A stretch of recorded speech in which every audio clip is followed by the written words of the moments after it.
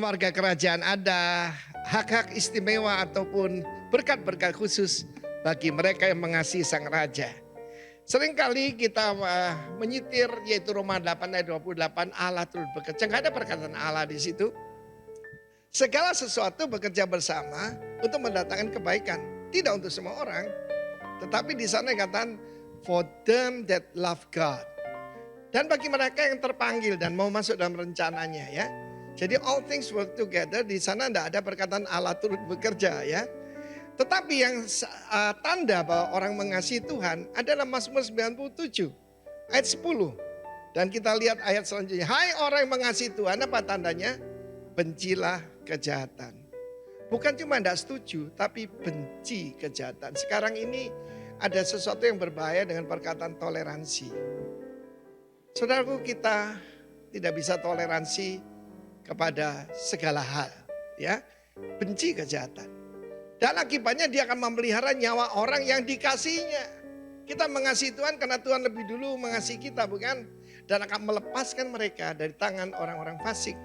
Dan terang sudah terbit di tengah kegelapan bagi orang benar. Dan sukacita bagi orang tulus hati. Orang yang mengasihi Tuhan, ya, orang benar, orang yang tulus hati dan bersukacita karena Tuhan. Hai orang benar, dan nyanyikan syukur bagi nama yang kudus. Saya berdoa supaya setiap dari saudara dan saya termasuk those who love God. Dan apa tandanya? Hate evil. Membenci kejahatan, saudara. Ya, membenci dosa. Membenci kejahatan. Kalau kita ya gitu aja enggak apa-apa. Jangan terlalu fanatik, hati-hati. Kita enggak termasuk those who love God dan yang terpanggil sesuai dengan rencana Tuhan. Tuhan tidak membedakan satu dengan yang lain. Apa membedakan kita satu dengan yang lain? Mengasihi Tuhan. Minggu yang lalu saya berkata, walk in all His ways. Keep His commandment. Barulah mereka itu akan mengalami berkat yang luar biasa pada Tuhan. Hidup cuma satu kali, saudara. Biarlah saudara dan saya termasuk those who love God. Dan yang menurut kepada rencana dan panggilan Tuhan. Dan ini akibatnya. Dia akan dipelihara nyawa kita. Melepaskan kita dari orang jahat, termasuk penyakit jahat. Dan di dalam kegelapan yang kita hadapi di depan kita ini, terang sudah terbit bagi orang benar. Dan sukacita bagi orang tulus hati. Jadi kuncinya memang takut akan Tuhan. Satu kali saya berbicara bahwa Salomo itu salah minta kepada Tuhan. Dia minta wisdom. Wisdom itu karunia, saudara. Ya, seharusnya dia minta apa? Takut akan Tuhan. Kalau akan takut akan Tuhan dengan sendirinya, he will serve the Lord with gladness. Melayani Tuhan dengan gembira hati. Mazmur 2 berkata, with fear of God. Bagaimana akhir hidup daripada Salomo? Hati yang tertarik pada wanita-wanita asing. Dan menyembah di kuil-kuil mereka. Dan orang Israel memanggil dia the foolish wise man. Seandainya dia minta takut akan Tuhan. Sebab takut akan Tuhan itu suci. Dan takut akan Tuhan, hate evil. Kiranya Tuhan memberkati kita semua dengan takut akan Dia. Dan hati yang mengasihi Dia kembali. Tuhan memberkati kita semua warga kerajaan. Loving the King. And you will be blessed and preserved in Jesus' name. Amen. Selamat pagi Jemaat Roh. Selamat pagi semuanya, selamat berjumpa. Mari kita mau mulai ibadah kita pada hari pertama dalam minggu ini. Kita mau dedikasikan kepada Tuhan kita. Karena Dia adalah Tuhan yang sangat baik. Kita mau bersorak-sorai bagi Dia. Mari saya undang semuanya untuk bangkit berdiri. Bagi Anda yang nonton online, Anda juga saya undang untuk bisa join bersama kita dan bangkit berdiri bernyanyi bersama.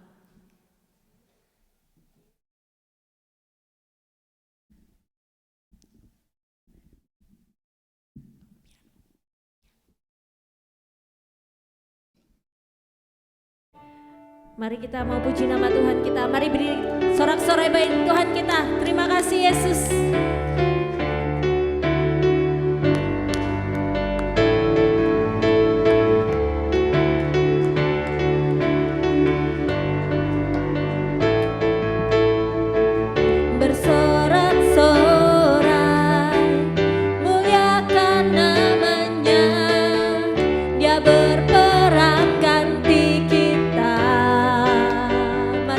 Bertepuk tangan.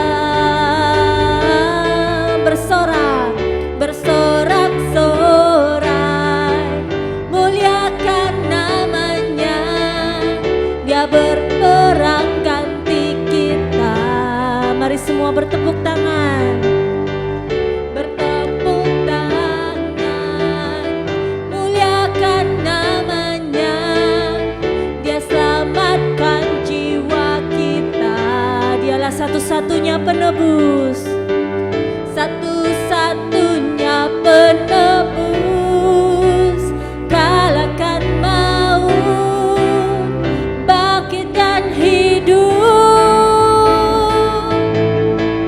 Tuhan yang memberi kemenangan bersama kita, di dalam kita. Masuk dalam kemuliaannya, Dia perlindungan dan pengharapan. Satu-satunya penebus, kalahkan maut, bangkit dan hidup. Tuhan yang memberi kemenangan bersama kita, di dalam kita. Masuk dalam kemuliaannya, Dia perlindungan dan pengharapan. Sekali lagi, Tuhan yang memberi, Tuhan yang memberi kemenangan bersama kita. Dia di dalam kita. Wow. Masuk dalam kemuliaannya, Dia perlindungan dan pengharapan. Dia perlindungan, Dia perlindungan dan pengharapan. Dia perlindungan dan pengharapan. Param pam pam param pam pam. Param pam pam param pam pam.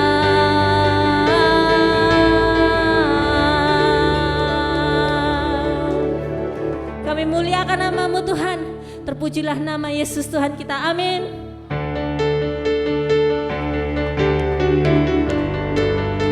Mari jemaat roh, kita lebih lagi memuji Tuhan kita. Kita sorakan namanya yang mulia.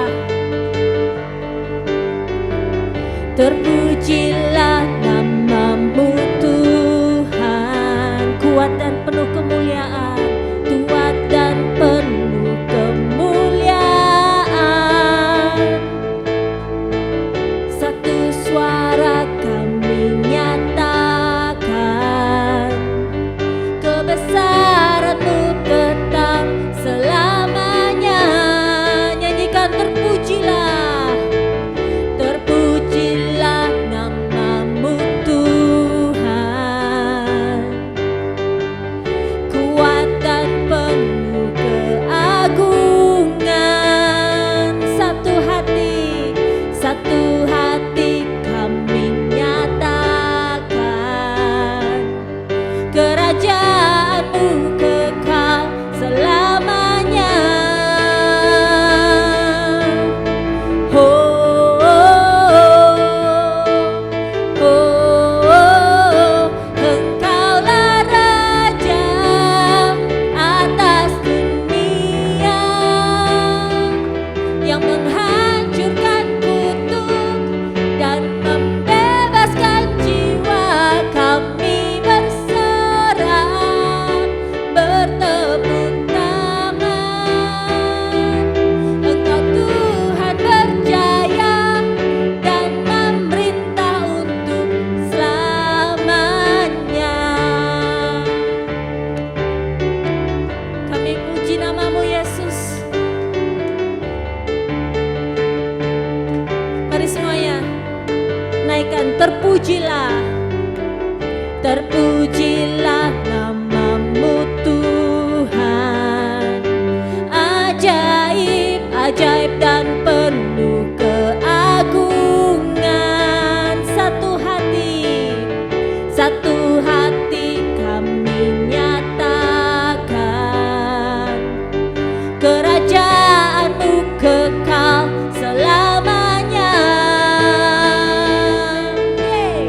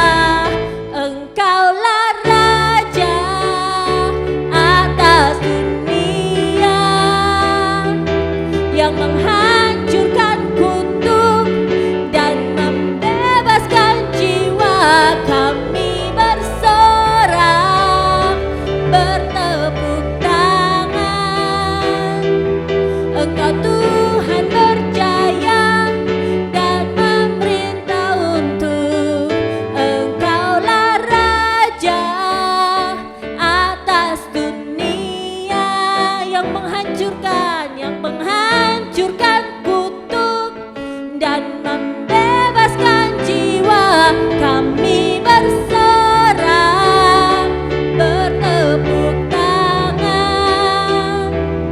Engkau Tuhan berjaya dan memerintah untuk selamanya.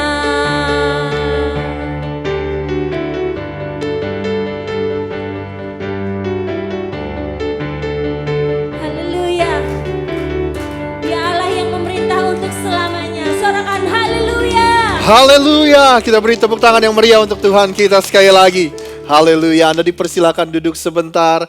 Selamat pagi menjelang siang kepada semua dari Anda yang ada di sini dan juga yang beribadah secara online. Senang sekali bisa mendedikasikan hari yang pertama dari minggu kita kepada Tuhan, untuk Tuhan dan di rumah Tuhan, saudara. Jadi hari Minggu adalah hari pertama sebelum kita melakukan aktivitas sepanjang minggu.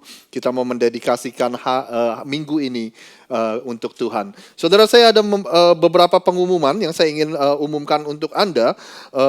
Yang pertama adalah April tanggal 2, saudara, jatuh hari Sabtu. Sabtu pagi kita akan mengadakan yang namanya Philadelphia Spring Cleaning. Jadi setahun sekali kota Philadelphia ada yang namanya Spring Cleaning, Spring Clean Up, saudara. Dan di hari yang sama serentak kita semua melakukan clean up di blok-blok sekitar kita. Dan nanti alat peralatannya dikasih sama mereka dan juga sampah-sampahnya kita bisa tinggal taruh di ujung, di corner jalan dan nanti akan di pick up sama mereka, saudara. Jadi kita akan melakukannya secara serentak dan mungkin kita membersihkan 2-3 blok yang ada di sekeliling gereja kita.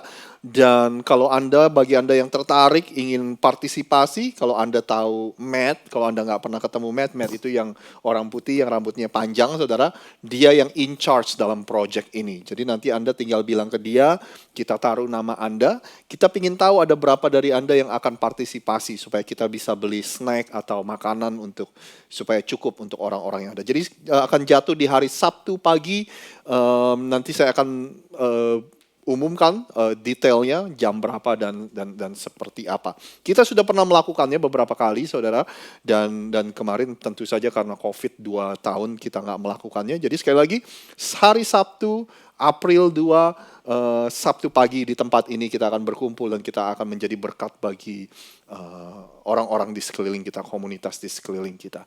Pengumuman yang kedua, saya cuma punya 2 pengumuman hari ini. Kita baru dikontak. Marco yang adalah kontak person dari Operation Christmas Shoebox yang Anda lakukan setiap tahun, mereka mengkontak kita dan memberikan kita beberapa angka statistik. Dia bilang kota Philadelphia tahun 2021 itu berhasil mengumpulkan 9.765 boxes, termasuk box Anda yang berjumlah 200-an, saudara, 250 lebih. Ini adalah jumlah yang paling banyak dari sebelum-sebelumnya. Dan untuk tahun ini, tahun 2022 ini, bahkan mereka bilang gini bahwa kalau setiap keluarga atau setiap gereja bisa memberikan 10% lebih lagi aja, itu kita bisa akan lebih dari 10.000 box tahun ini, saudara. 10% artinya kalau kita tahun lalu berhasil mengumpulkan 250, ya 10%-nya mungkin 25 box lagi aja. Setiap gereja atau setiap keluarga kita akan bisa melebihi 10.000 box.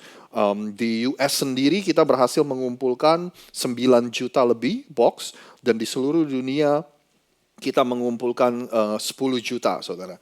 Jadi memang yang paling banyak dari US. Nah, saya cuma mau kasih tahu, saudara, di Operation Shoebox ini itu diorganisir oleh, idenya yang pertama kali oleh organisasi yang bernama Samaritan Purse, saudara. Ada statistik yang menarik, kalau misalnya Anda lihat anggaran perusahaan Samaritan Purse ini dengan Red Cross, dengan Palang Merah, mereka bilang bahwa Samaritan Purse ini jauh lebih efektif, saudara, dalam soal mereka mengeluarkan uang dan sebagainya. Red Cross tetap berpengaruh, mereka tetap berdampak, tapi kalau secara efektivitas, Samaritan Purse ini adalah organisasi yang sangat luar biasa. Jadi kita bekerja sama atau menjalin hubungan dengan perusahaan yang sangat efektif, saudara. Bahkan kemarin waktu saya ingat, waktu di awal-awal kita COVID itu di New York, yang paling parah kan keadaannya di New York, di bulan April atau Maret ya, waktu kita baru-baru dan rumah sakit semua penuh, mereka lah yang mengorganisir truk-truk dan tenda-tenda supaya ada kayak ranjang tambahan dan sebagainya. Jadi Samaritan Purse is a really good non-profit organization dan saya berdoa biar kita akan terus melakukan banyak kerjasama dengan mereka dan yang pasti bisa menjadi berkat bagi banyak orang. Siapa yang banyak diberi, kita juga harus banyak memberi. Jadi sekali lagi kita berdoa biar tahun ini kita akan bisa melebihi target dari apa yang kita lakukan sebelumnya. Tentu saja terima kasih buat semua kemurahan Anda. Kita akan berdoa sebelum Nana dan Ella akan memimpin kita satu lagu lagi, lalu kita akan melanjutkan serial khotbah tentang peperangan rohani. Yuk kita berdoa bersama-sama. Tuhan, terima kasih Tuhan, sekali lagi kami dedikasikan hari pertama dari minggu kami ini hanya untuk Engkau Tuhan. Kami juga dedikasikan ibadah kami mulai dari awal hingga akhirnya hanya untuk kemuliaan nama-Mu. Biar Tuhan yang bekerja di tengah-tengah kami, biar Tuhan yang menjamah setiap hati kami pada hari ini Tuhan. Dan juga teman-teman yang menyaksikan ini secara online, Tuhan juga menyentuh dan menjamah kehidupan dan hati mereka. Terima kasih Tuhan juga bagi kami yang hari ini membawa persembahan kami. Kami berdoa biar Engkau memberkati persembahan kami Tuhan. Apa yang kami tabur, kami percaya itu gak akan pernah sia-sia. Dan tentu saja kami sebagai pihak gereja berdoa supaya Engkau memberikan kami hikmat untuk mengelola apa yang jemaat sudah percayakan dan apa yang Tuhan sudah percayakan kepada kami. Terima kasih Tuhan, biar visi yang Tuhan punya untuk gereja ini semakin hari semakin nyata, biar kreativitas dan segala sesuatu yang Tuhan sudah percayakan untuk gereja ini akan kami bisa maksimalkan. Dan ujung-ujungnya semua hanya untuk hormat dan kemuliaan nama-Mu. Terima kasih Tuhan, Engkau luar biasa, hanya di dalam nama Tuhan Yesus kami sudah berdoa. Yang percaya katakan amin. Amin. Haleluya.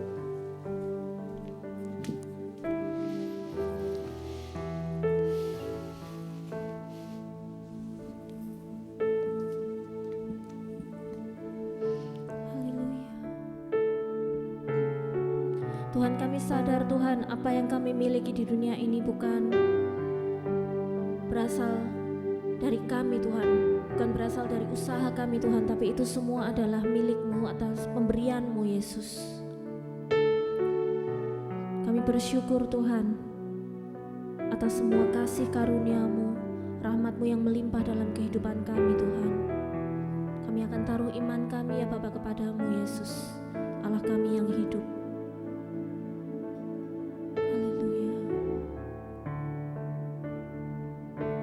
Mari saudara, kita mau naikkan pujian ini tuh dari hati kita dengan penuh ucapan syukur, dengan penuh ucapan terima kasih atas kebaikannya. Haleluya. Ku sadar tak semua dapat aku miliki dalam hidupku, hatiku percaya rancangan-Mu bagiku adalah yang terbaik. Walau ku tak dapat melihat semua rencana-Mu Tuhan, namun hatiku tetap memandang padamu. Kau tuntun langkahku, walau ku tak dapat berharap atas kenyataan hidupku, namun hatiku tetap memandang padamu. Kau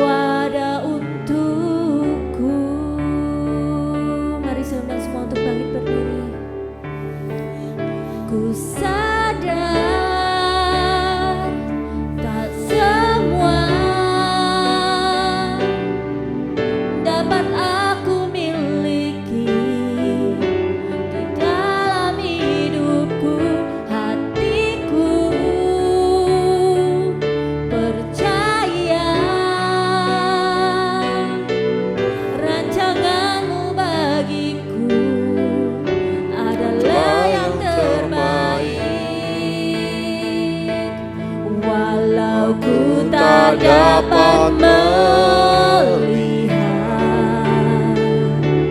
semua rencana-Mu Tuhan, namun hatiku tetap memandang padamu.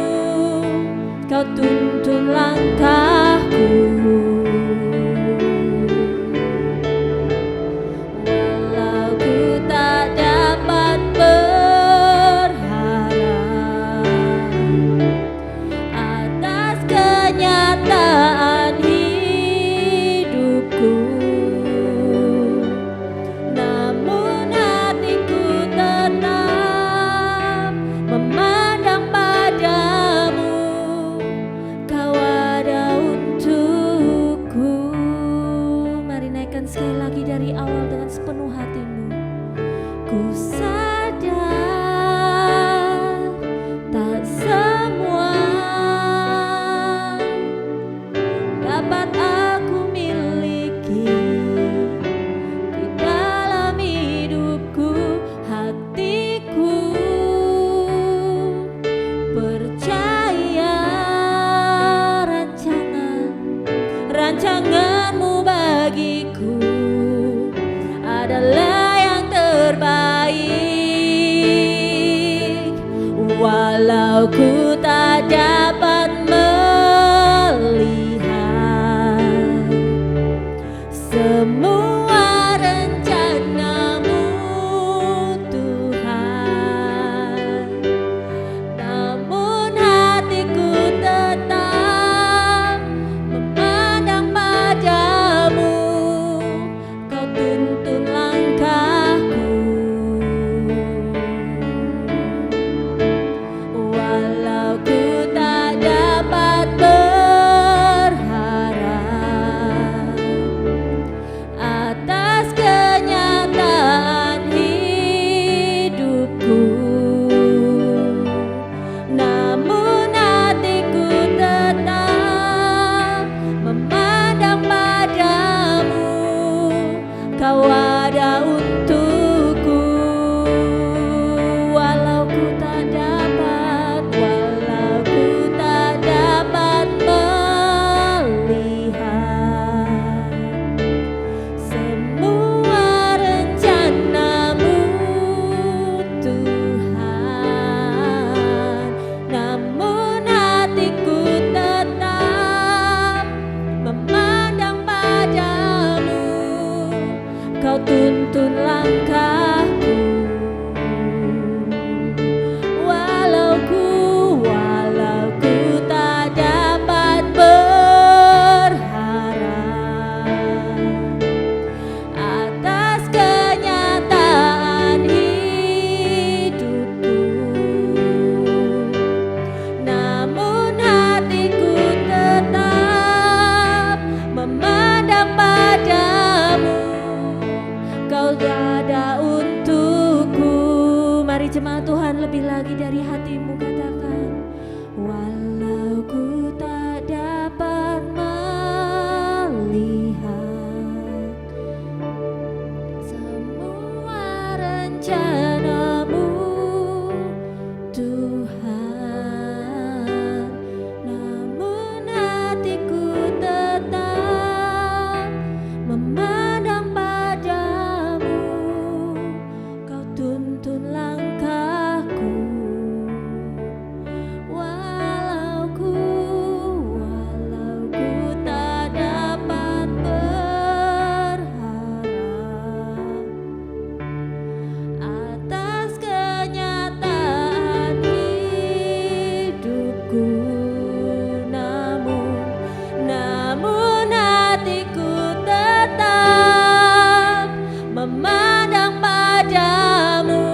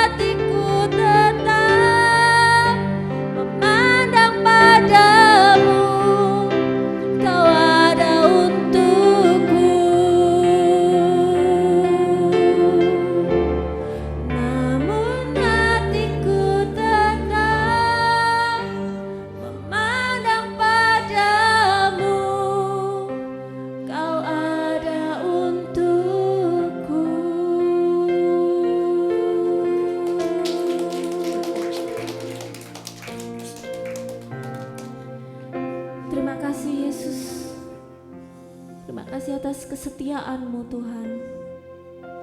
Kami tahu Tuhan, kami nggak bisa memiliki kekayaan di dunia ini Tuhan. Kami nggak bisa memiliki semuanya Tuhan. Tapi kami mau belajar bersyukur atas apa yang kami miliki saat ini Tuhan. Karena kami tahu hidup ini nggak berarti jika Engkau nggak ada di dalam hidup kami Ya Tuhan. Tuhan, benar Tuhan. Hidup kami akan kosong Tuhan.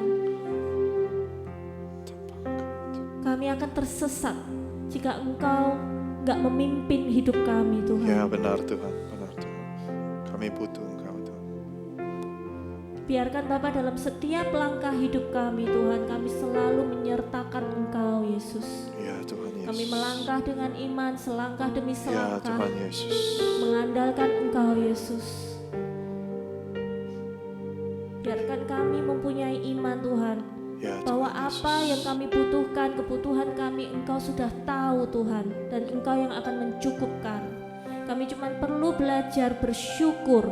Ya Tuhan Yesus. Apa yang kami miliki sekarang ini dalam kehidupan kami itu cukup. Cukup Tuhan. Ya Tuhan Yesus. Tolong. Pemberian-Mu itu cukup untuk kami. Keluarga kami cukup, pekerjaan kami cukup, Amin. anak-anak kami cukup. Amin. Amin. Semuanya cukup Tuhan Amin untuk Tuhan kami. Yesus. Kami cuma mau memandang Kau saja Yesus. Menaruh iman kepercayaan kami kepadamu Tuhan. Ya Tuhan Yesus. Terima kasih Yesus. Kami taruh ya Bapa kehidupan kami percayakan, kami letakkan di bawah telapak kaki-Mu Yesus. Inilah hidup kami Tuhan. Kami gak ada apa-apanya, kami bukan siapa-siapa tanpa Ya Engkau Tuhan Yesus. Yesus. Dan biarkan ya Bapa kami semakin ya Bapa dibentuk serupa dengan gambaran-Mu hari demi hari. Saat kami berkumpul bersama dalam gereja Tuhan, kami gak cuma datang karena rutinitas, tapi Ya, kami Tuhan mau Yesus. belajar dari komunitas kami, Ya, merendahkan Tuhan diri Yesus. kami, belajar dari orang-orang di sekitar kami, belajar firman-Mu ya, Ya, Bapa Tuhan hari Yesus. demi hari Tuhan. Ya Tuhan Yesus. Biarkan karakter kami ya Bapa menjadi lebih baik lagi Tuhan. Ya Tuhan Yesus. Menjadi serupa dengan-Mu Tuhan, menjadi Amin. sesuai dengan kehendak-Mu Yesus. Amin. Dan pagi hari ini kami mau belajar ya Bapa, lebih lagi atas firman-Mu Yesus. Ya, Tuhan Engkau Yesus. berkati setiap jemaat-Mu, baik yang ada di gedung ini maupun yang nonton online Tuhan. Ya Tuhan Kami Yesus. mau buka hati pikiran kami Yesus. Engkau yang berbicara kepada setiap kami, Engkau urapi hamba-Mu yang menyampaikan firman-Mu Tuhan. Biar semua firman yang diperkatakan pada pagi hari ini berasal dari Engkau saja Tuhan. Dan benih firman ini dapat tertanam dalam hati kami. Hati kami menjadi ladang yang subur untuk firman-Mu dapat bertumbuh Yesus. Ya Tuhan Yesus. Terima kasih Tuhan, kami percaya kami akan pulang nanti nggak akan sama dengan saat kami datang Ya Tuhan Tuhan. Yesus. Iman kami diperbaharui, kehidupan kami diperbaharui, Ya Tuhan Yesus. jiwa kami disegarkan oleh firman. Ya Tuhan Yesus. Terima kasih Yesus, di dalam nama Tuhan Yesus setiap jemaat Tuhan yang siap menerima firman-Nya sama-sama katakan. Amin. Amin. Anda dipersilakan duduk kembali.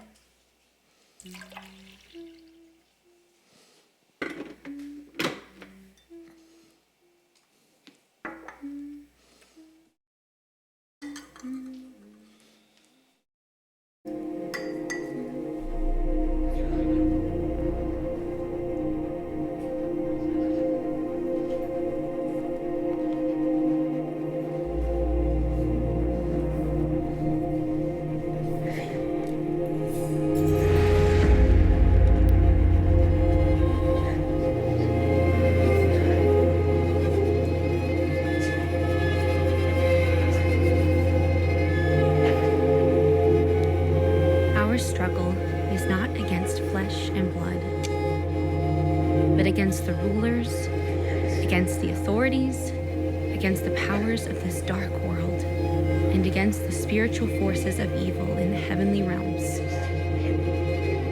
Put on the full armor of God, so that when the day of evil comes, you may be able to stand your ground, and after you have done everything, to stand.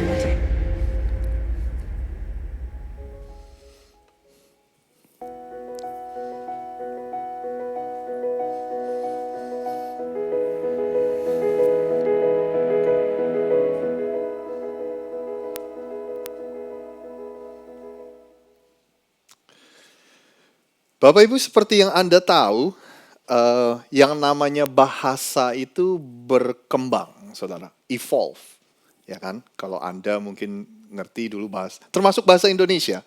Dulu ada yang namanya ejaan lama, ya kan? U itu pakai apa, saudara? Oh, ya.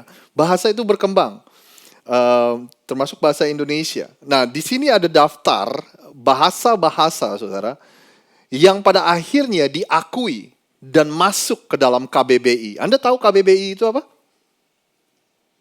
Hah? Kamus Besar Bahasa Indonesia. Iya. Nah, bahasa-bahasa yang tadinya cuma istilah, bahasa gaul, pada akhirnya dia diakui oleh KBBI, saudara. Yang pertama ini bahasanya ada di sini, saudara. Ini kata ini, Anda tahu gak artinya apa, saudara? Pansos. Panjat sosial. Ada definisinya. Istilah panjat sosial itu digunakan untuk orang-orang yang mencari ketenaran lewat orang yang sudah lebih dulu terkenal, saudara. Adalah usaha yang dilakukan untuk mencitrakan diri sebagai orang yang mempunyai status sosial tinggi. Dilakukan dengan cara menggugah foto, tulisan, dan sebagainya di media sosial. Istilah yang Anda sudah sering dengar, istilah berikutnya ini, ternyata itu resmi, saudara, di Kamus Besar Bahasa Indonesia. Yaitu baper, saudara. Yang terbawa perasaan, sensitif, baper. Diakui oleh KBBI. Berikutnya, ini saudara, ada yang istilah namanya alay. Ternyata ini juga resmi bahasa Indonesia. Ya kan? Mulai sekarang kalau Anda menggunakan istilah ini bukan lagi bahasa gaul karena sudah diakui resmi. Ada yang tahu alay itu artinya apa? Ini adalah singkatan dari anak layangan katanya. Saya juga ini baru belajar nih, saudara. Anak layangan adalah gaya hidup yang berlebihan untuk mencari perhatian katanya. Makanya orang suka bilang, alay lu atau apa gitu, saudara. Ya kan? Yang terakhir, Anda sering kali menggunakan istilah ini. Cie gitu, saudara. Ternyata masuk dalam Kamus Besar Bahasa Indonesia. Saya juga baru tahu itu, saudara. Nah, sama saudara seperti yang kita bicarakan dalam beberapa minggu terakhir, banyak sekali istilah-istilah di dalam gereja atau di dunia kekristenan yang seringkali kita dengar, mungkin ya kan seringkali diperkatakan, tapi terkadang kita nggak terlalu mengerti apa istilahnya. Makanya dalam beberapa minggu terakhir kita membicarakan sebuah istilah, sebuah term di Alkitab yang disebut dengan peperangan rohani, saudara. Spiritual warfare, Anda sudah sering sekali mendengar itu diucapkan, diperkatakan, tapi mungkin kita nggak terlalu jelas apa artinya. Makanya kita memulai seri khotbah itu. Nah, dalam soal peperangan rohani, saya ingin mengulang sedikit bahwa kesalahan terbesar dari orang-orang Kristen adalah kita suka berdiri di dua ekstrim ini, saudara. Ekstrim yang pertama, semuanya tentang iblis. Ya kan, dompet kita hilang, telat kerja, dimarahin bos, wah ini gara-gara pekerjaan si iblis nih. Ya kan? Di ekstrim yang berikutnya dikatakan bahwa kita zaman gini masih percaya gitu-gituan. Kita kan hidup di tahun 2022, masa sih masih percaya iblis dan segalanya, saudara. Nah, itulah dua ekstrim yang seringkali menjadi kesalahan kita sebagai orang-orang Kristen. Makanya kita bilang, kalau kita ingin berhasil untuk mempelajari topik ini, kita harus pastikan kita mempunyai keseimbangan yang alkitabiah. Kita lihat yuk apa yang Alkitab ajarkan. Biar kita nggak ada di ekstrim yang satu ataupun di ekstrim yang lainnya. Kita harus seimbang, saudara. Nah, peperangan rohani ini Rasul Paulus menggambarkannya di Efesus 6. Dikatakan seperti ini. Kita baca ini setiap minggu dan saya akan baca sekali lagi. Di Efesus 6 ayat 10 dia bilang gini, Paulus bilang gini. Akhirnya hendaklah kamu kuat di dalam Tuhan, di dalam kekuatan kuasanya. Kenakanlah seluruh perlengkapan senjata Allah supaya kamu dapat bertahan melawan tipu muslihat iblis. Nah, ini gambaran peperangan rohani nih, saudara. Ayat 12, Anda bantu saya baca sama-sama. 1, 2, 3. Karena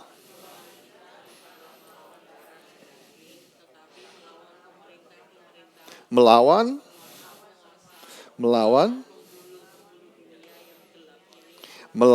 roh-roh jahat di udara. Paulus kasih kita gambaran peperangan rohani ini seperti ini.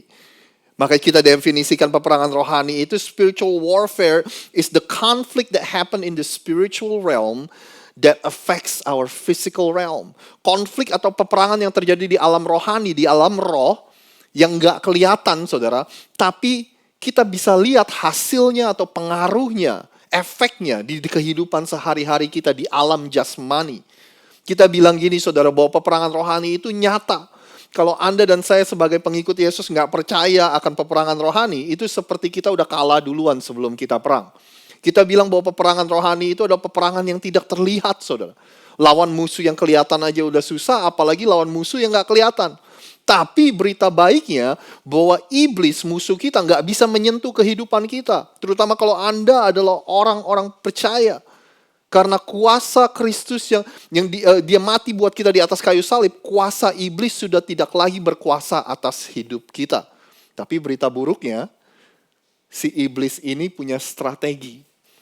Walaupun dia nggak bisa menyentuh kehidupan Anda dan saya, dia punya banyak strategi. Makanya dia disebut sebagai deceiver, seorang penipu, saudara. Makanya dia disebut dengan the fathers of lies, rajanya tukang bohong, saudara. Jadi dengan cara itulah dia mencoba untuk menjerumuskan Anda. Ya kan? Nah tapi Rasul Paulus memberikan kita berita baik juga. Bahwa kita sudah disediakan oleh Tuhan perlengkapan senjata Tuhan. Perlengkapan senjata Allah buat kita bisa berdiri teguh melawan strategi si iblis. Saya lanjutkan saudara. Sebab itu ambillah seluruh perlengkapan senjata Allah supaya kamu dapat mengadakan perlawanan pada hari yang jahat itu dan tetap berdiri sesudah kamu menyelesaikan segala sesuatu. Jadi berdirilah tegap. Lalu Rasul Paulus menyebutkan satu persatu yang adalah bagian dari the armor of God atau perlengkapan senjata Allah. Dia bilang gini, berikat pinggangkan kebenaran, berbaju zirahkan keadilan, kakimu berkasutkan kerelaan untuk memberitakan Injil damai sejahtera, saudara. Yang kita akan bicarakan hari ini adalah ayat 16.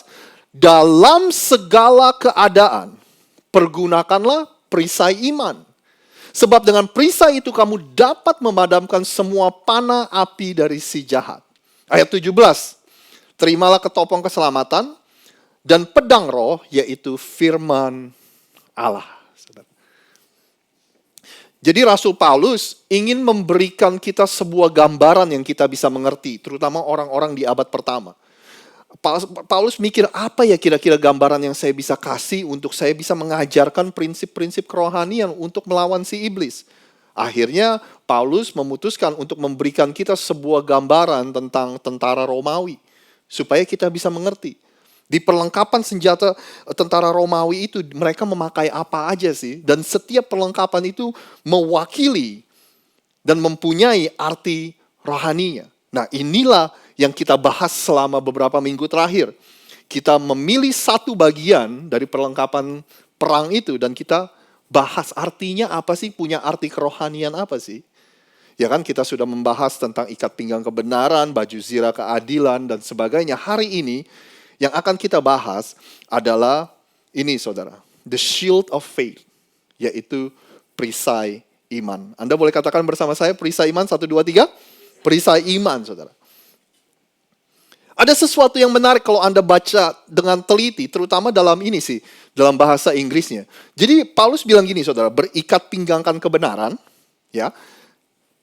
Ikat pinggang kebenaran itu, ikat pinggang itu kalau udah dipakai, Anda nggak usah pegangin terus karena Anda udah mengenakannya. Lalu berbaju zirahkan keadilan, baju perang itu kalau udah dipakai ya udah Anda sudah mengenakannya. Ya kan, terus sepatu juga, saudara. Kalau ketika Anda memakai kasut atau sepatu perang ya udah Anda nggak usah pegangin. Nah, tapi saudara, ketika dia membicarakan tentang perisai iman, dia berkata seperti ini, dalam segala keadaan gunakanlah itu. Dengan kata lain, ada sebuah perubahan dari cara dia ngomong, saudara. Mungkin perisai iman itu dalam pikiran dia kadang-kadang kita taruh, kadang-kadang kita nggak gunakan dalam situasi-situasi tertentu. Makanya Paulus mengingatkan bahwa soal perisai iman ini kamu harus pegang. Bahasa Inggrisnya hold up, pegang, saudara. Ya kan? Karena kalau kamu nggak pegang, maka kamu akan terekspos, kamu nggak akan terlindungi. Kalau kamu nggak pegang, mungkin kamu akan hilang. Kalau kamu nggak gunakan dalam segala situasi, mungkin itu akan hilang. Nah, itulah gambaran iman yang Paulus sedang bicarakan. Nah, saya ingin memberikan sedikit gambaran dari perisai dari seorang tentara Romawi itu seperti apa sih, saudara? Karena Paulus bilang bahwa ada musuh yang siap memanah kepada kita dengan panah apinya. Mungkin Anda kalau nonton film, Anda pernah ya lihat musuh-musuh atau orang berperang dengan panah api, saudara. Nah, untuk menaklukkan ini, kita perlu yang namanya perisai iman. Kalau Anda mau tahu, perisai dari tentara Romawi itu bukan perisai kecil, saudara. Bahkan diperkirakan size-nya atau ukurannya seperti pintu. Mungkin kalau hari ini namanya perisai ballistic shield atau perisai balistik, saudara, yang kadang-kadang suka digunakan oleh FBI dan sebagainya. Ya kan, saking besarnya Anda bisa ngumpet di belakangnya, bisa bersembunyi di belakangnya. Lalu yang Anda harus tahu bahwa perisai tentara Romawi itu katanya terbuat dari kayu. Kalau apa yang saya baca nggak salah, saudara. Terbuat dari kayu terus dilapisi dengan kulit hewan. Jadi kalau perisai itu basah, waktu dipanah dengan panah api, perisai itu bisa memadamkan apinya, saudara. Luar biasa ya, saudara. Lalu satu lagi yang Anda perlu tahu biar Anda punya gambarannya nih. Tentara Romawi seringkali menggunakan perisainya itu bersama-sama, saudara. Mereka bisa membentuk sebuah formasi yang namanya bahasa Latinnya, saya baca nih di sini, adalah testudo. Testudo itu artinya tortoise, saudara, bahasa Inggrisnya, yaitu seperti kura-kura. Jadi mereka menggunakannya bersama-sama sebagai satu tim untuk melindungi diri mereka dari serangan musuh. Saya punya gambarnya di sini, saudara.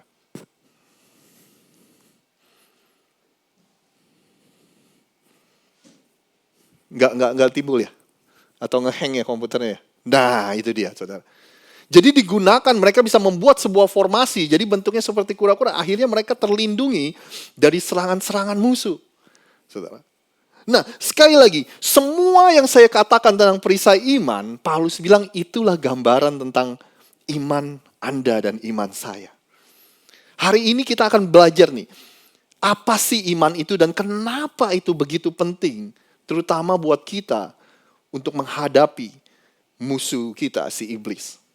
Yang pertama gini, saudara, kenapa iman itu begitu penting? Karena iman adalah bukti dari seberapa yakin Anda percaya kepada Tuhan. Iman adalah bukti dari seberapa Anda yakin dan percaya kepada Tuhan. Iman itulah buktinya. Definisi dari iman di Ibrani 11 ini dikatakan seperti ini. Mungkin ini definisi yang paling jelas tentang iman. Dikatakan ini, saudara. Iman adalah dasar dari segala sesuatu yang kita harapkan dan bukti dari sesuatu yang kita tidak lihat. Itulah Ibrani 11, saya nggak punya ayatnya ya, saya lupa mungkin masukin. Tapi Ibrani 11 ayat 1 katakan iman adalah dasar dari segala sesuatu yang kita harapkan dan bukti dari segala sesuatu yang tidak kita lihat. Jadi iman kita itu adalah dasar atau fondasi dari semua pengharapan kita, saudara. Iman kita adalah bukti dari segala sesuatu yang tidak kita lihat. Nah, pertanyaannya gini, apa sih maksudnya ketika Anda dan saya disebut sebagai orang yang beriman? Terutama, apa sih maksudnya ketika kita disebut sebagai orang yang beriman kepada Yesus, saudara? Artinya, Anda yakin siapa itu Yesus. Anda menaruh pengharapan Anda di dalam Yesus, saudara. Nah, pertanyaannya siapa Yesus? Kita percaya karena iman kita Yesus itu adalah seorang yang turun dari surga, Tuhan yang turun dari surga ke muka bumi ini dan mengambil rupa manusia, 100% manusia, tapi ketuhanannya juga nggak hilang, dia tetap 100% Tuhan. Jadi inilah yang disebut dengan, saudara, the God-man hypostatic union atau perpaduan hipostatis, 100% Tuhan dan 100% manusia. Nah, Yesus yang 100% Tuhan, 100% manusia itu mati di atas kayu salib, membayar dosa Anda dan dosa saya, dosa dunia ini. Lalu pada hari yang ketiga dia bangkit dari kematian untuk membuktikan bahwa dia adalah Tuhan. Dan 40 hari kemudian, dia naik ke surga, kembali ke tempat dia, dari mana dia berasal, saudara. Nah, karena Anda dan saya yakin akan siapa itu Yesus, kita menaruh iman di dalam Yesus, apa buktinya, saudara? Buktinya, Anda dan saya hidup sesuai dengan apa yang Yesus ajarkan. Nah, itulah artinya kita beriman kepada Yesus. Karena kita yakin siapa itu Yesus, maka hari ini kita hidup berdasarkan apa yang dia ajarkan kepada kita. Definisi sederhananya gini, saudara. Kita hidup seolah-olah perkataan Tuhan itu semua benar. Itulah definisi iman. Karena perkataannya benar, ya udah kita turuti semua. Karena perkataannya benar, ya udah kita hidupi semua perkataan Tuhan dalam kehidupan sehari-hari kita. Itulah artinya kita beriman. Karena perkataan Tuhan semua benar, nggak ada yang salah. Oleh sebab itu kita praktekkan semuanya dalam kehidupan kita sehari-hari. Jadi iman itu adalah bukti dari seberapa Anda yakin dan percaya kepada Tuhan. Karena gini saudara, Anda kan pasti mikir, ya iyalah pastilah. Itu artinya. Tapi saya mau ingatkan, Anda dan saya kita bisa bilang setiap hari, setiap saat saya percaya sama Tuhan. Tapi kalau kita nggak menghidupi apa yang dia ajarkan, pertanyaannya hari ini adalah gini, apakah Anda dan saya benar-benar percaya sama Tuhan? Saya ulangi ya pertanyaannya ya. Anda dan saya kita bisa bilang dalam hidup kita, oh saya percaya Tuhan. Setiap hari, setiap saat, setiap menit kita bilang saya percaya Tuhan. Tapi kalau kita nggak menghidupi apa yang Tuhan ajarkan, pertanyaannya apakah Anda dan saya benar-benar percaya sama Tuhan? Di Amerika ini ada lembaga survei namanya Gallup, saudara. Dikatakan dalam survei itu 94%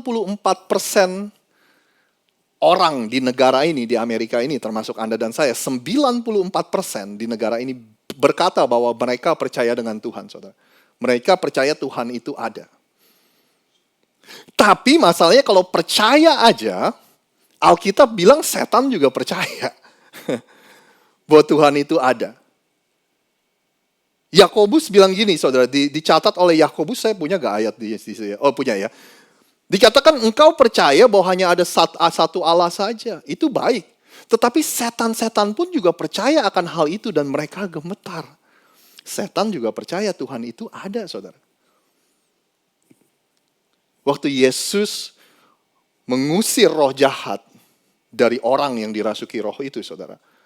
Roh jahat itu mendeklarasikan. Roh jahat itu mendeklarasikan bahwa apa yang engkau mau, hai anak Allah. Roh jahat pun, saudara, mengakui siapa itu Yesus. Hey, you guys, I can hear you guys from all the way from up here. I can hear you guys all the way from up here. Thank you. Paulus menulis kepada seorang teman pelayanan dia namanya Titus, saudara.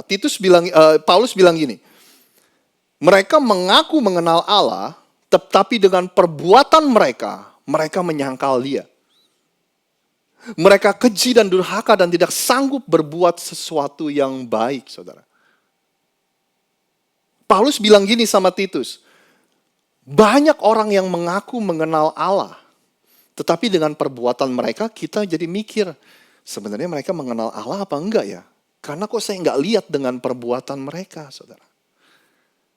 Jadi sekali lagi, saudara, iman kita kepada Tuhan itu seharusnya terlihat dari cara kita hidup. Anda bersama dengan saya, saudara? Ya kan? Itulah bukti dari seberapa Anda dan saya percaya sama Tuhan atau enggak. Jadi kita bisa lihat, saudara, dalam kehidupan Anda dan kehidupan saya, dalam kehidupan kita semua. Apa sebenarnya kita ini benar-benar beriman sama Tuhan atau enggak? Di Alkitab, mungkin dalam kehidupan keluarga kita, Alkitab ajarin gini. Hai para istri, Tuhan ajarin kan, hormatlah kepada suamimu. Hai para suami, sayangilah, kasihilah istrimu. Hai para orang tua, berikan warisan iman kepada anak-anakmu, saudara. Kita bisa bilang kita percaya Tuhan, tapi kelihatan nggak semuanya itu? Karena iman adalah bukti seberapa Anda yakin dan percaya kepada Tuhan. Di tempat kerja Anda, Tuhan ajarin gini, bekerjalah seolah-olah kita bekerja untuk Tuhan, bukan untuk manusia. Kelihatan dari situ apakah kita beriman atau enggak, saudara. Karena kalau kita beriman, kita menghidupi itu. Dalam mengelola keuangan, saudara, ya udah gak usah dibicarain dah soal keuangan deh. Tuhan ajarin prinsip-prinsipnya. Prinsip yang Tuhan ajarin bukan ngomongin soal persepuluhan aja kok. Tuhan ajarin persepuluhan. Tapi Tuhan ajarin kamu harus hidup sesuai dengan anggaran. Jangan hidup lebih dari pendapatan kamu. Tuhan ajarin untuk berinvestasi, Tuhan ajarin untuk menyimpan, saudara. Dan itu kelihatan apakah kita orang yang beriman atau enggak, saudara. Apakah kita benar-benar confidence apa yang Tuhan katakan itu kita lakukan atau enggak. Karena iman adalah bukti seberapa Anda yakin dan percaya sama Tuhan. Yang kedua, saudara, kenapa iman begitu penting? Karena iman akan membantu Anda bertemu dengan Tuhan yang sebenarnya. Iman akan membantu Anda bertemu dengan Tuhan yang sebenarnya. Apa maksudnya? Saya jelaskan gini, saudara. Saya lupa siapa yang ngomong, tapi ada seorang hamba Tuhan yang bilang gini. Dari sejak di cerita awal mula penciptaan, dari sejak Tuhan menciptakan manusia menurut gambar dan rupa Tuhan, dari sejak itu pula lah manusia mencoba menciptakan Tuhan menurut gambar dan rupa manusia. Anda kira-kira nangkep gak maksudnya, saudara? Pertanyaannya gini, saudara. Tuhan yang ada di dalam hidup Anda dan saya, itu Tuhan yang benar, atau Tuhan yang kita bikin sendiri? Atau Tuhan yang kita rakit sendiri, saudara? Ya kan? Contoh, ilustrasi biar kita gampang. Anda pergi ke sebuah restoran yang misalnya terkenal dengan nasi gorengnya, kue tiaw gorengnya, saudara. Anda datang, Anda pesan satu, apa yang dimasak semua dan sebagainya ketika sudah jadi dan ada di depan Anda, itu adalah semuanya satu paket, saudara. Dari si pemasak, dari si penciptanya. Ya kan, itu adalah buatan dia. Dengan segala ciri khasnya, dengan segala bahan-bahannya, itu adalah punya dia. Dan yang ada di depan Anda itu adalah hasil dari penciptanya. Atau, ketika Anda pergi ke buffet, saya lihat Ibu Nur posting lokasi baru buffet. Iya benar Bu Nur. Sebentar lagi rame nih ke sana nih. Anda pergi ke buffet, ada tulisan hibachi, saudara.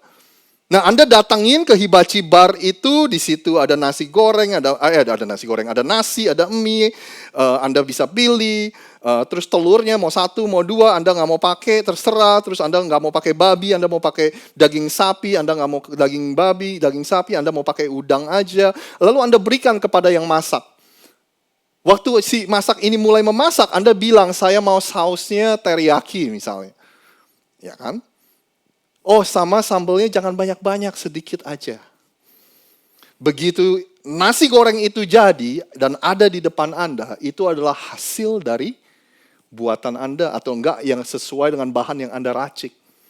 Nah, itulah maksud saya bertanya dengan pertanyaan tadi.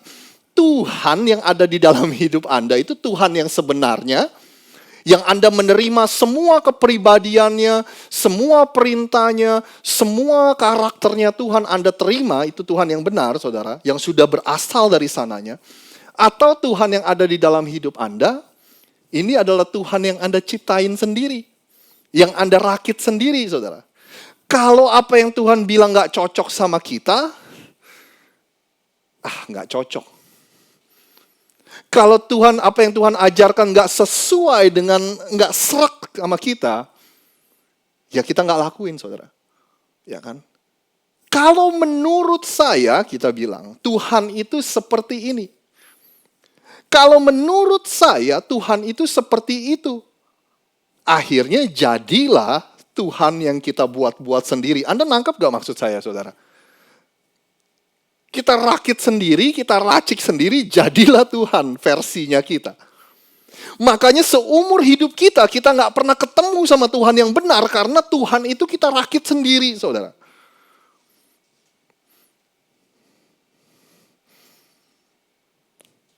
Ada satu cerita yang saya rasa pas banget dengan ini, saudara. Iya kan, suatu hari Yesus bilang gini, saudara. Kalau sekali lagi, kalau kita merakit-rakit membuat-buat Tuhan versi kita, maka seumur hidup kita nggak akan pernah ketemu sama Tuhan yang sebenarnya. Satu hari Yesus mengajar di tepi danau Genesaret. Selesai dia mengajar, dia melihat ada tiga nelayan. Simon, yang pada akhirnya nanti namanya ganti jadi Petrus, terus Yohanes dan Yakobus. Saudara, Anda bisa menemukan cerita ini di Lukas pasal 5. Selesai dia ngajar, dia mendatangi tiga nelayan itu dan diajak mancing. Ya kan? Nah, Anda perlu tahu ceritanya ini. Pada waktu itu pagi hari menjelang siang, mungkin ya hari-hari gini lah, saudara. Waktu Petrus diajak mancing, Petrus, Yakobus dan Yohanes, mereka kan nelayan nih, saudara. Ya kan? Dalam pikiran dia kan gini ya, orang-orang mancing itu tuh malam hari bukan siang hari. Kenapa? Karena siang hari nggak ada ikan. Permukaan air itu hangat, jadi ikan itu masuk ke dalam. Malam hari permukaan air dingin, ikan itu naik. Makanya nelayan mancingnya malam. Dan selain itu, Petrus, Yohanes, dan Yakobus itu sedang mencuci jala mereka dan mencuci perahu mereka. Mereka udah selesai, saudara, karena semalaman mereka pergi mancing. Bayangin, Anda bisa bayangin mereka capek, mereka lapar, mereka mungkin belum tidur dan sebagainya. Ya kan? Malah diajak mancing. Mungkin pada saat itu tiga orang nelayan ini frustasi. Kenapa? Karena kalau Anda baca ceritanya, mereka berkata semalaman mereka mancing, mereka nggak dapat ikan sama sekali. Udah kesel, marah, lapar lagi, ngantuk lagi. Tapi akhirnya mereka pergi memancing, saudara. Ya kan, mungkin dalam hati Petrus dia berkata gini, aduh Yesus ini tahu apa ya tentang mancing ya. Kita loh yang nelayan, kita lebih ngerti soal mancing. Ya kan, Yesus kan seorang pengajar, seorang rabi. Latar belakangnya kan tukang kayu, bukan seorang nelayan. Tahu apa dia tentang mancing, udahlah urusan khotbah Yesus. Tapi urusan mancing seharusnya tinggalin ke kita-kita aja. Tapi singkat cerita mereka pergi mancing, saudara. Saya bacakan sedikit ceritanya. Setelah selesai berbicara, Yesus berkata kepada Simon si Petrus. Dia bilang gini, bertolaklah ke tempat yang dalam dan tebarkanlah jalamu untuk menangkap ikan. Katanya, saudara. Jadi Yesus suruh nelayan-nelayan ini, ayo kita maju, perahunya majuan ke tempat yang lebih dalam, terus lemparin jala kamu ke sebelah sini, saudara. Nah, Simon yang adalah nelayan profesional, dia memberikan analisanya dong, saudara. Dia memberikan pendapat dia dong sebagai nelayan profesional. Dia bilang gini, guru, telah sepanjang malam kami bekerja keras dan kami nggak menangkap apa-apa, dia bilang gitu. Dia kasih expert opinionnya, saudara. Tapi ada satu respon yang mungkin Anda dan saya bisa belajar. Ini responnya, saudara. Guru, telah sepanjang malam kami bekerja keras dan kami tidak menangkap apa-apa.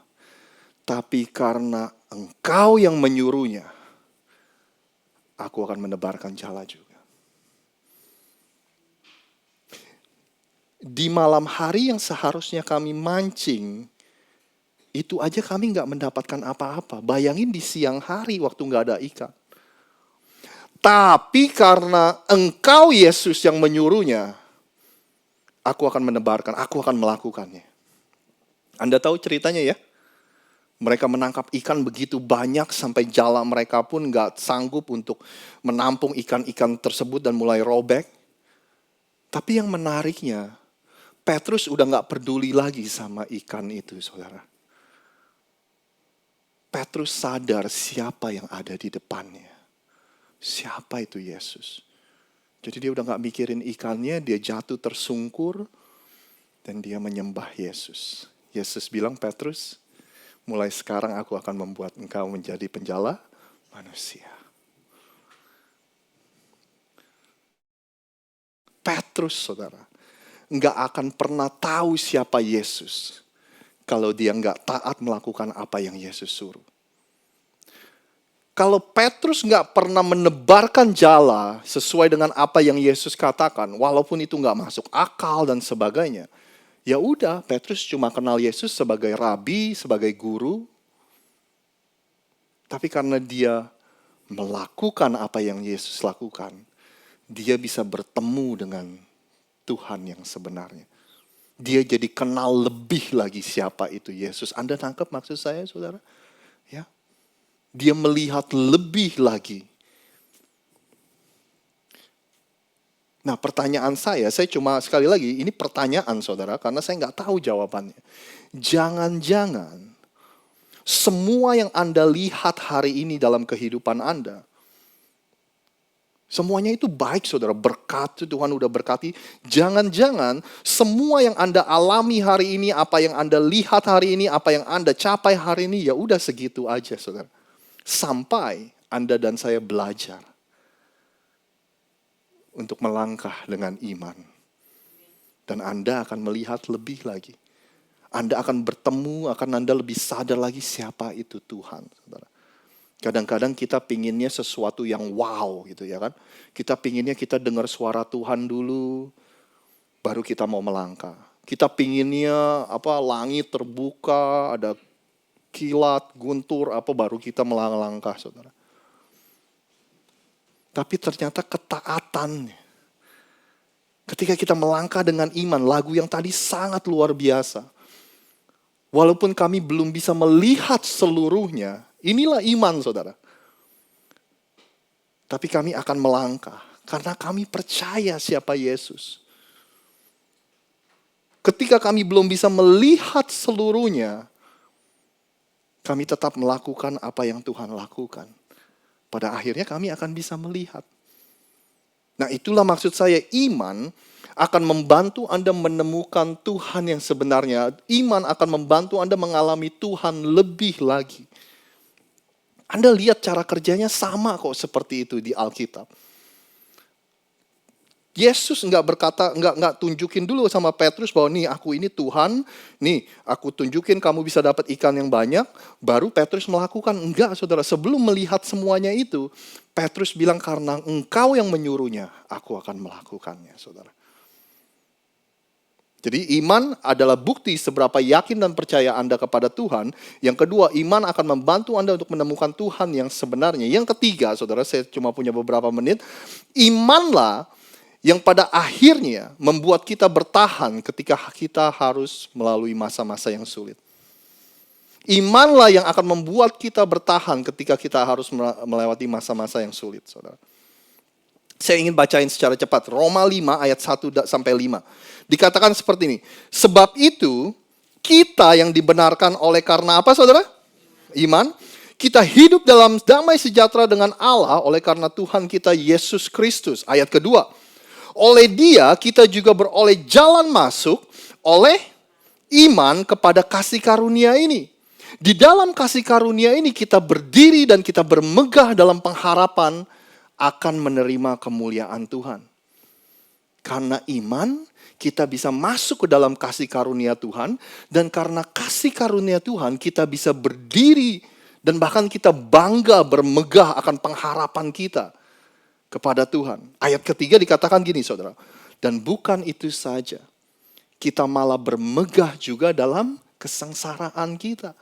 Karena kita tahu bahwa kesengsaraan itu menimbulkan ketekunan. Dan ketekunan menimbulkan tahan uji, saudara. Dan tahan uji menimbulkan pengharapan. Dan pengharapan tidak mengecewakan karena kasih Allah telah dicurahkan dalam hati kita oleh Roh Kudus yang telah dikaruniakan kepada kita, saudara. Pada akhirnya imanlah yang membawa Anda masuk ke dalam kasih karunia Tuhan. Dan kasih karunia Tuhanlah yang membuat Anda bisa bertahan di dalam masa-masa yang sulit, saudara. Nah, hari ini saya mau pastikan iman Anda itu fondasinya di mana, saudara? Ya kan? Hari ini saya mau pastikan Anda tidak menaruh iman Anda di fondasi yang salah. Jangan bangun fondasi iman Anda di dalam hal-hal yang lain kecuali di dalam Yesus sendiri, saudara. Saya ingin, Anda pasti tahu ini, tapi saya ingin pastikan saya menyebutnya, saudara. Tuhan bisa menjamah setiap hati manusia melalui hal-hal yang berbeda-beda. Setuju ya, saudara ya? Ada orang yang dijamah Tuhan, itu kan karena dia menerima mukjizat, saudara. Ada orang yang dijamah Tuhan hatinya karena Tuhan menyembuhkan dia. Ada orang yang dijamah hatinya karena Tuhan memberkati dia, saudara. Kita sering dengar kesaksian-kesaksian pengusaha-pengusaha, saudara, bangkrut, tapi Tuhan baik, Tuhan bawa mereka naik lagi. Ketika kita membaca statistik, 90% dari orang Muslim yang ada di Timur Tengah bertemu Tuhan melalui mimpi, saudara. Jadi ada banyak hal yang menjadi pintu masuknya Tuhan ke dalam hati setiap manusia. Saya yakin setiap Anda pun mempunyai kesaksian yang berbeda-beda bagaimana pertama kali Tuhan berjumpa atau menjumpai Anda, saudara. Nah, tapi masalahnya gini, saudara. Semua itu adalah cara Tuhan menjamah kita, tapi jangan dijadikan fondasi iman kita. Anda setuju ya, saudara ya? Jangan jadikan berkat, mukjizat, kesembuhan jadi fondasi iman kita, karena hal itu nggak akan bertahan, saudara. Itu bukan fondasi yang kuat dalam kehidupan kita. Kita harus pindah dari hanya sekedar kesembuhan, mukjizat, berkat menjadi dan menaruh fondasi iman kita ke dalam Yesus, ke dalam pengenalan akan Yesus. Mempunyai hubungan dengan Yesus yang dekat dan intim, saudara. Kita harus pindah. Awal-awal nggak apa-apa, saudara, karena memang itulah cara Tuhan. Ada pepatah yang bilang gini kan, kalau Anda terus minum air laut, Anda bukannya hilang dahaga Anda malah tambah haus. Benar ya, saudara ya? Nah, kalau saya rasa itulah mukjizat, saudara. Berkat dan segala sesuatu, saudara. Di Yohanes 6 kan ada cerita Yesus memberi makan 5.000 orang laki-laki. Ya kan, sama perempuan, sama anak-anak itu mungkin 15.000, 20.000 orang. Hanya dengan 5 roti dan 2 ikan. Anda mau tahu, itu di Yohanes pasal yang ke-6. Keesokan harinya, orang-orang mendatangi Yesus minta makan lagi, saudara. Orang-orang mendatangi Yesus dan bilang gini, Yesus, ayo dong tunjukin lagi dong mukjizatmu. Mukjizat itu seperti itu, saudara, gak akan pernah cukup. Bangsa Israel yang dibebaskan dari tanah Mesir setelah 430 tahun jadi budak, saudara. Ini orang-orang yang diselamatkan dari Mesir, ini melihat dengan mata kepala mereka sendiri mukjizat yang begitu luar biasa. Laut bisa terbelah dan mereka menyaksikannya. Dalam perjalanan mereka, saudara, Tuhan memberi mereka makan, mencukupi mereka dengan roti turun dari surga, dari langit. Tapi kok mereka nggak percaya ya sama Tuhan ya? Loh, mukjizat berkat, saudara. Mereka mengalami hal yang luar biasa, tapi mereka akhirnya nggak percaya juga sama Tuhan, saudara. Tapi di sisi lain, Anda tahu cerita Yesus bertemu dengan perempuan Samaria, ya, di pinggir sumur itu. Yesus bilang gini sama perempuan Samaria itu. Barang siapa yang minum air hidup itu, kamu akan dipuaskan. Kamu gak akan pernah haus lagi, saudara. Itulah, saudara, kalau Anda dan saya menaruh fondasi kita di tempat yang benar. Kalau di tempat yang salah, gak akan pernah cukup, gak akan pernah habis. Iman kita, saudara, harus ditaruh di tempat fondasi yang benar. Harus didasari dengan fondasi yang benar. Dan fondasi yang benar adalah Yesus Kristus sendiri. Bukan berkat, bukan mukjizat, bukan kesembuhan. Ada amin gak, saudara? Ya kan? Iman kita apalagi jangan ditaruh, jangan dihubung-hubungin dengan perasaan kita, saudara. Perasaan itu kalau semuanya lagi berjalan baik, perasaan kita lagi enak, ya semuanya enak. Perasaan itu, kalau semua lagi jalan gak bagus, perasaan kita gak enak, semuanya jadi gak enak, saudara. Kalau iman Anda dihubung-hubungin dengan perasaan, Anda dan saya pasti bingung. Ya kan? Di satu hari kita bisa merasa, itulah perasaan, saudara. Tuhan itu ada, Tuhan itu dekat. Di hari yang lain, perasaan kita lagi gak enak, kita bisa merasa Tuhan itu jauh. Tuhan itu gak mengasihi kita, saudara. Taruhlah fondasi Anda, taruhlah iman Anda di fondasi yang benar. Ada amin, saudara? Ayo kita bangkit berdiri bersama-sama, kita tutup dalam doa. Maaf kalau saya sedikit lewat, Kita berdoa bersama-sama. Tuhan, kami mengucap syukur atas firman yang diberitakan pada hari ini. Semua benih firman yang sudah ditabur, Tuhan, kami berdoa supaya Engkau urapi, Engkau berkati, biar itu berakar di dalam kehidupan kami, Tuhan, dan bisa bertumbuh, dan buah kehidupan kami bisa dinikmati oleh orang banyak. Tuhan, kami tahu betapa pentingnya perisai iman dalam kehidupan kami, dalam kami menghadapi panah api si musuh yang datang bertubi-tubi. Kami harus tahu kami mempunyai perisai iman yang Tuhan sudah sediakan dalam kehidupan kami. Tuhan, iman hari ini kami belajar adalah bukti dari seberapa kami yakin dan percaya kepada Engkau. Kalau kami beriman, itu akan terlihat dalam kehidupan kami sehari-hari. Kami percaya dengan iman inilah semakin hari kami bisa mengenal Engkau lebih lagi. Semakin hari kami akan yakin kami akan bertemu dengan Tuhan yang sebenarnya. Semakin hari kami akan mengalami more of God atau mengalami Tuhan lebih lagi. Berikan kami keberanian Tuhan untuk melangkah dalam iman. Karena kami tahu dengan melangkah di dalam imanlah kami akan bertemu dan mengenal Engkau lebih lagi. Hari ini kami juga belajar Tuhan. Kalau kami menaruh iman kami di fondasi yang benar, kami akan mampu melewati masa-masa yang sulit. Bahkan kami bermegah, kami bangga dengan Tuhan kami ketika kami harus melewati masa-masa yang sulit. Karena kami bisa melihat betapa Tuhan setia, betapa Tuhan tidak pernah meninggalkan kami, betapa Tuhanlah yang memberikan kekuatan dalam kehidupan kami. Terima kasih Tuhan, jemaat Tuhan di tempat ini boleh mengangkat tangan Anda. Terimalah berkat yang terbaik, berkat di dalam nama Bapa, Putra, dan Roh Kudus. Segala sesuatu yang baik yang berasal dari Tuhan akan menyertai engkau, akan turun atas kehidupanmu dan menyertaimu mulai hari ini sampai selama-lamanya. Terima kasih semua jemaat Tuhan yang sudah menerima berkat Tuhan yang terbaik. Sama-sama katakan, amin, amin. Terima kasih sudah beribadah bersama dengan kami. Tuhan Yesus memberkati. Have a great week. Buat Anda yang menyaksikan online, have a great week. God bless you. Bye.